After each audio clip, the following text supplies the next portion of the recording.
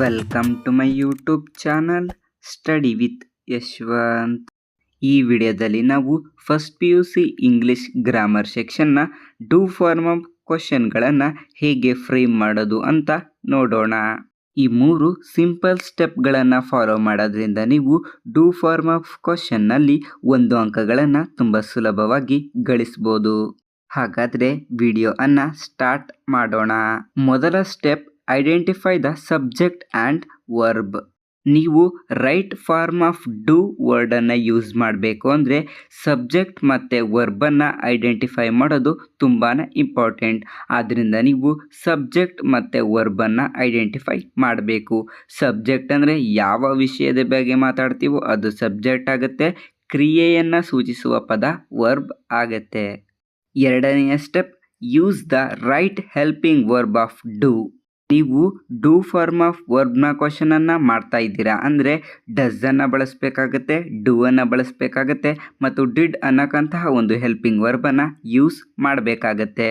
ಅಂದರೆ ಡಸ್ಸನ್ನು ಬಳಸಬೇಕು, ಡೂ ಅನ್ನು ಬಳಸಬೇಕು ಮತ್ತು ಡಿಡ್ಡನ್ನು ಬಳಸಬೇಕು ಅಂತ ಯಾವುದನ್ನು ಬೇಕೋ ಅದನ್ನು ಬಳಸೋಕ್ಕಾಗತ್ತಾ? ಇಲ್ಲ. ಡಸ್ಸನ್ನು ನಾವು ಸಿಂಪಲ್ ಪ್ರೆಸೆಂಟ್ ಟೆನ್ಸ್ನಲ್ಲಿ ಇದ್ದು ಸಿಂಗುಲರ್ ಆಗಿದ್ದರೆ ನಾವು ಡಸ್ ಅನ್ನೋಕ್ಕಂಥ ಹೆಲ್ಪಿಂಗ್ ವರ್ಬನ್ನು ಯೂಸ್ ಮಾಡ್ತೀವಿ. ಡೂ ಅನ್ನು ನಾವು ಸಿಂಪಲ್ ಪ್ರೆಸೆಂಟ್ ಟೆನ್ಸ್ನಲ್ಲೇ ಇರುತ್ತೆ, ಆದರೆ ಪ್ಲೂರಲ್ ಫಾರ್ಮ್ ಆಫ್ ಸಬ್ಜೆಕ್ಟ್ ಇದ್ದಾಗ ನಾವು ಡೂ ಅನ್ನೋಕ್ಕಂತಹ ಒಂದು ಹೆಲ್ಪಿಂಗ್ ವರ್ಬನ್ನು ಯೂಸ್ ಮಾಡ್ತೀವಿ. ಡಿಡ್ಡನ್ನು ನಾವು ಸಿಂಪಲ್ ಪಾಸ್ಟ್ ಟೆನ್ಸ್ ಇದ್ದಾಗ ಬಳಸ್ತೀವಿ. ಅದು ಸಿಂಗುಲರ್ ಆಗಿದ್ರೂ ಕೂಡ ಡಿಡ್ನೇ ಬಳಸ್ತೀವಿ, ಪ್ಲೂರಲ್ ಆಗಿದ್ರೂ ಕೂಡ ಡಿಡ್ಡನ್ನೇ ಬಳಸ್ತೀವಿ. ಕೊನೆಯದಾಗಿ ಸ್ಟ್ರಕ್ಚರ್ ಆಫ್ ಕ್ವಶನ್. ನೀವು ಸ್ಟ್ರಕ್ಚರ್ ಆಫ್ ಕ್ವಶನನ್ನು ಇದೇ ರೀತಿ ಬರಿಬೇಕಾಗತ್ತೆ. ಇದು ಒಂದು ಜನರಲ್ ಸ್ಟ್ರಕ್ಚರ್ ಆಗಿರುತ್ತೆ. ಮೊದಲು ಹೆಲ್ಪಿಂಗ್ ವರ್ಬ್ ಇರಬೇಕು, ಅದರ ನಂತರ ಸಬ್ಜೆಕ್ಟ್ ಇರಬೇಕು, ಅದರ ನಂತರ ವರ್ಬ್ ಇರಬೇಕು, ಅದರ ನಂತರ ರಿಮೈನಿಂಗ್ ಪಾರ್ಟ್ ಆಫ್ ಸೆಂಟೆನ್ಸ್ ಏನಿದೆಯೋ ಅದನ್ನು ಬರೆದು ಕ್ವಶನ್ ಮಾರ್ಕನ್ನು ಹಾಕಲೇಬೇಕು. ನಾವು ಡೈರೆಕ್ಟಾಗಿ ಕ್ವಶನ್ಗಳನ್ನು ಸಾಲ್ವ್ ಮಾಡ್ತಾ ಇದನ್ನು ಪ್ರಾಕ್ಟಿಕಲ್ ಆಗಿ ಕಲಿಯೋಣ. ಈ ನೀಡಿರುವ 4 ಸೆಂಟೆನ್ಸ್ಗಳು ಕೂಡ ಸಿಂಪಲ್ ಪ್ರೆಸೆಂಟ್ ಟೆನ್ಸ್ನಲ್ಲಿ ಇವೆ. ಈಗ ಮೊದಲನೆಯ sentence, the man lives happily for ever. ನಮ್ಮ ಮೊದಲ ಸ್ಟೆಪ್ನ ರೀತಿ ಸಬ್ಜೆಕ್ಟ್ ಮತ್ತು ವರ್ಬನ್ನು ನಾವು ಐಡೆಂಟಿಫೈ ಮಾಡಬೇಕು. ಇಲ್ಲಿ ಸಬ್ಜೆಕ್ಟ್ ದ ಮ್ಯಾನ್ ಆಗ್ತಾನೆ ಮತ್ತು ವರ್ಬ್ ಅನ್ನಕ್ಕಂಥದ್ದು ಲಿವ್ಸ್ ಆಗುತ್ತೆ. ಈಗ ಎರಡನೆಯ ಸ್ಟೆಪ್ನ ಪ್ರಕಾರ ನಾವು ರೈಟ್ ಫಾರ್ಮ್ ಆಫ್ ಡೂ ಅನ್ನು ಯೂಸ್ ಮಾಡಬೇಕು. ನಾವು ರೈಟ್ ಫಾರ್ಮ್ ಆಫ್ ಡೂ ಅನ್ನು ಯೂಸ್ ಮಾಡಬೇಕು ಅಂದರೆ ಸಬ್ಜೆಕ್ಟ್ ಮತ್ತು ವರ್ಬ್ ಎರಡು ಇಂಪಾರ್ಟೆಂಟ್ ಆಗುತ್ತೆ. ಇಲ್ಲಿ ನೀವು ವರ್ಬನ್ನು ನೋಡ್ಬೋದು, ಲಿವ್ಸ್ ಅಂತ ಇದೆ. ಇದು ಸಿಂಪಲ್ ಪ್ರೆಸೆಂಟ್ ಟೆನ್ಸ್ನಲ್ಲಿ ಇದೆ ಮತ್ತು ದ ಮ್ಯಾನ್ ಅಂತ ಇರೋದ್ರಿಂದ ಸಿಂಗುಲರ್ ಆಗಿದೆ. ಆದ್ದರಿಂದ ನಾವು ಡಸ್ ಅನ್ನಕ್ಕಂತಹ ಒಂದು ಡೂ ಫಾರ್ಮ್ ಆಫ್ ವರ್ಬನ್ನು ಇಲ್ಲಿ ಯೂಸ್ ಮಾಡಬೇಕು. ಈಗ ಈ ಒಂದು ಸೆಂಟೆನ್ಸ್ಗೆ ಕ್ವಶನನ್ನು ಫ್ರೇಮ್ ಮಾಡೋದಕ್ಕೆ ಸ್ಟಾರ್ಟ್ ಮಾಡೋಣ. ಮೊದಲನೇದು ಡಸ್ ಅಂತ ಯೂಸ್ ಮಾಡಿದ್ದೀನಿ ಹೆಲ್ಪಿಂಗ್ ವರ್ಬ್. ಎರಡನೆಯದಾಗಿ ಸಬ್ಜೆಕ್ಟ್ ಇರಬೇಕು, ದ ಮ್ಯಾನ್ ಅಂತ ಬರೆದಿದ್ದೀನಿ. ಮೂರನೆಯದಾಗಿ ವರ್ಬನ್ನು ಬರಿಬೇಕು, ಇಲ್ಲಿ ಲೀವ್ಸ್ ಅಂತ ಇದೆ. ನಾವು ಡಸ್ ಅನ್ನು ಯೂಸ್ ಮಾಡಿರೋದ್ರಿಂದ ಇಲ್ಲಿ ಲೀವ್ ಅಂತ ಬರಿಬೇಕು. Next remaining of the sentence happily for ever ಅಂತ ಬರೆದು ಕ್ವಶನ್ ಮಾರ್ಕನ್ನು ಹಾಕಬೇಕು. ಅಲ್ಲಿಗೆ ನಮ್ಮ do form of question complete ಆಗಿದೆ. ಎರಡನೆಯ ಸೆಂಟೆನ್ಸನ್ನು ನೋಡೋಣ. The medicinal creeper grows in the wild. ನಮ್ಮ ಮೊದಲ ಸ್ಟೆಪ್ ಏನು, ಸಬ್ಜೆಕ್ಟ್ ಮತ್ತು ವರ್ಬನ್ನು ಐಡೆಂಟಿಫೈ ಮಾಡಬೇಕು. ದ ಮೆಡಿಸಿನಲ್ ಕ್ರೀಪರ್ ಅನ್ನಕ್ಕಂಥದ್ದು ಒಂದು ಸಬ್ಜೆಕ್ಟ್ ಆದರೆ ಗ್ರೋಸ್ ಅನ್ನಕ್ಕಂಥದ್ದು ವರ್ಬ್ ಆಗುತ್ತೆ. ನಮ್ಮ ಸೆಕೆಂಡ್ ಸ್ಟೆಪ್ನ ಪ್ರಕಾರ ರೈಟ್ ಫಾರ್ಮ್ ಆಫ್ ಡೂ ಅನ್ನು ಯೂಸ್ ಮಾಡಬೇಕು. ಇಲ್ಲಿ ವರ್ಬ್ ಗ್ರೋಸ್ ಅಂತ ಇದೆ, ಅಲ್ಲಿಗೆ ಇದು ಸಿಂಪಲ್ ಪ್ರೆಸೆಂಟ್ ಟೆನ್ಸ್ನಲ್ಲಿ ಇದೆ ಅಂತ ಗೊತ್ತಾಯಿತು. ಮತ್ತು ಎಸ್ ಫರ್ಮ್ ಇದೆ, ಜೊತೆಗೆ ದ ಮೆಡಿಸಿನಲ್ ಕ್ರೀಪರ್ ಇದು ಸಿಂಗುಲರ್ ಆಗಿದೆ. ಆದ್ದರಿಂದ ನಾವು ಡಸ್ ಅನ್ನಕ್ಕಂತಹ ಒಂದು ಹೆಲ್ಪಿಂಗ್ ವರ್ಬನ್ನು ಯೂಸ್ ಮಾಡಬೇಕು. ಈಗ ನಮ್ಮ ಮೂರನೇ ಸ್ಟೆಪ್ನ ಪ್ರಕಾರ ಕ್ವಶನನ್ನು ಫ್ರೇಮ್ ಮಾಡ್ತಾ ಹೋಗೋಣ.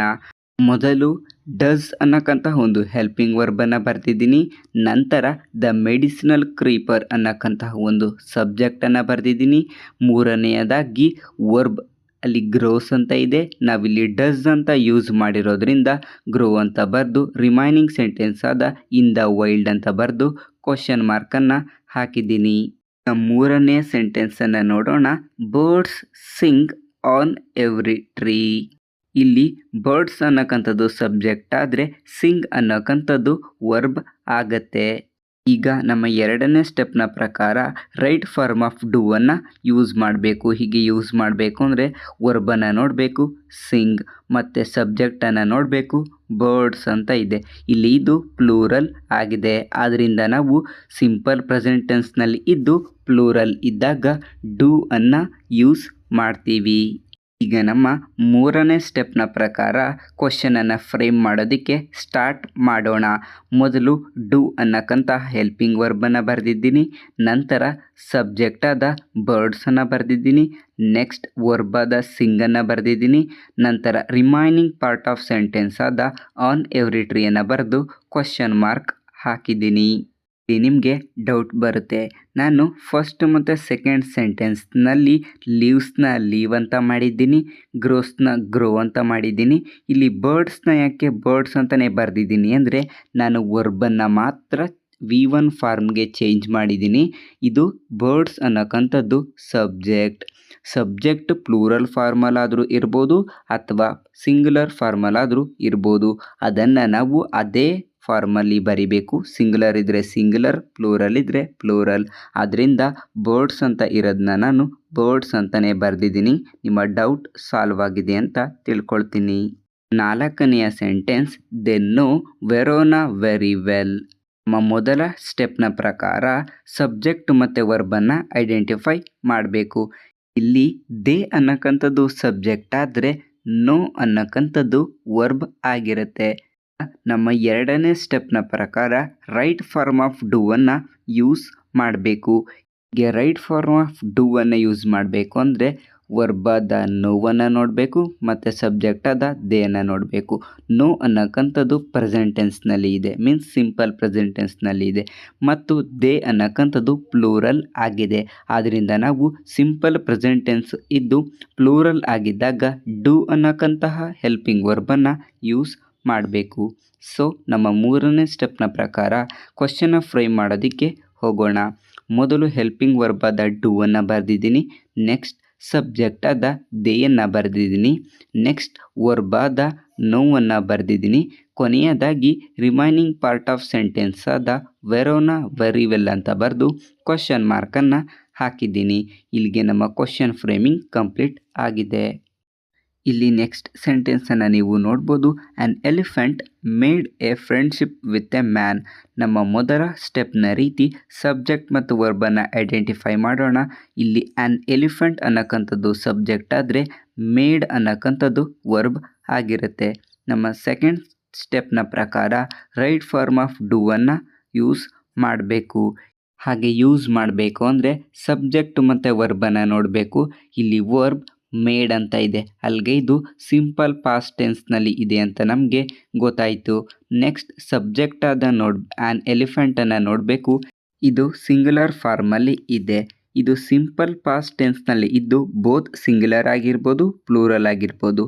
ಆಗ ನಾವು ಡಿಡ್ ಅನ್ನಕ್ಕಂಥ ಒಂದು ಹೆಲ್ಪಿಂಗ್ ವರ್ಬನ್ನು ಯೂಸ್ ಮಾಡಬೇಕು. ಸೊ ನಾನು ಇಲ್ಲಿ ಡಿಡ್ ಅನ್ನಕ್ಕಂಥ ಹೆಲ್ಪಿಂಗ್ ವರ್ಬನ್ನು ಯೂಸ್ ಮಾಡ್ತೇನೆ.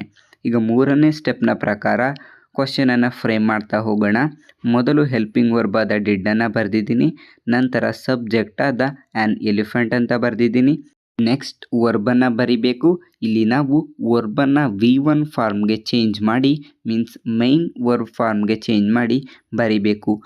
ಮೇಡ್ನ V1 ಫಾರ್ಮ್ ಆಗುತ್ತೆ ಮೇಕ್, ಆದ್ದರಿಂದ ನಾವು ಮೇಡ್ನ ಬದಲಾಗಿ ಮೇಕ್ ಅನ್ನಕ್ಕಂತಹ ವರ್ಬನ್ನು ಯೂಸ್ ಮಾಡಬೇಕು. ಅದರ ನಂತರ ರಿಮೈನಿಂಗ್ ಪಾರ್ಟ್ ಆಫ್ ಸೆಂಟೆನ್ಸ್ ಏನಿದೆ a friendship with a man ಅನ್ನಕ್ಕಂಥದ್ದನ್ನ ಬರೆದು ಕ್ವಶನ್ ಮಾರ್ಕನ್ನು ಹಾಕಬೇಕು. ನೆಕ್ಸ್ಟ್ ಸೆಂಟೆನ್ಸನ್ನು ನೀವು ನೋಡ್ಬೋದು. The lion replied in a noble voice. ನಮ್ಮ ಮೊದಲ ಟಿಪ್ಸ್ನ ರೀತಿ ಸಬ್ಜೆಕ್ಟ್ ಮತ್ತು ವರ್ಬನ್ನು ಐಡೆಂಟಿಫೈ ಮಾಡಬೇಕು. ಇಲ್ಲಿ ದ ಲಯನ್ ಅನ್ನಕ್ಕಂಥದ್ದು ಸಬ್ಜೆಕ್ಟ್ ಆದರೆ ರಿಪ್ಲೈಡ್ ಅನ್ನಕ್ಕಂಥದ್ದು ವರ್ಬ್ ಆಗುತ್ತೆ.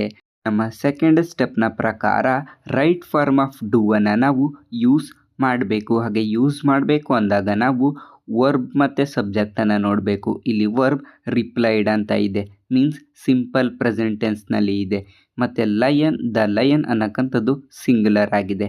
ಆದ್ದರಿಂದ ನಾವು ಡಿಡ್ ಅನ್ನಕ್ಕಂಥ ಒಂದು ಹೆಲ್ಪಿಂಗ್ ವರ್ಬನ್ನು ಯೂಸ್ ಮಾಡಬೇಕು. ನಮ್ಮ ಮೂರನೇ ಸ್ಟೆಪ್ನ ಪ್ರಕಾರ ಕ್ವಶನನ್ನು ಫ್ರೇಮ್ ಮಾಡ್ತಾ ಹೋಗೋಣ. ಮೊದಲನೆಯದಾಗಿ ಡಿಡ್ ಅನ್ನಕ್ಕಂಥ ಹೆಲ್ಪಿಂಗ್ ವರ್ಬನ್ನು ಬರೆದಿದ್ದೀನಿ. ಅದರ ನಂತರ ದ ಸಬ್ಜೆಕ್ಟ್ ಆದ ದ ಲಯನ್ ಅಂತ ಬರೆದಿದ್ದೀನಿ. ನಂತರ ವರ್ಬಾದ ರಿಪ್ಲೈಡನ್ನು V1 ಫಾರ್ಮ್ಗೆ ರಿಪ್ಲೈ ಅಂತ ಚೇಂಜ್ ಮಾಡಿ ಬರೆದಿದ್ದೀನಿ.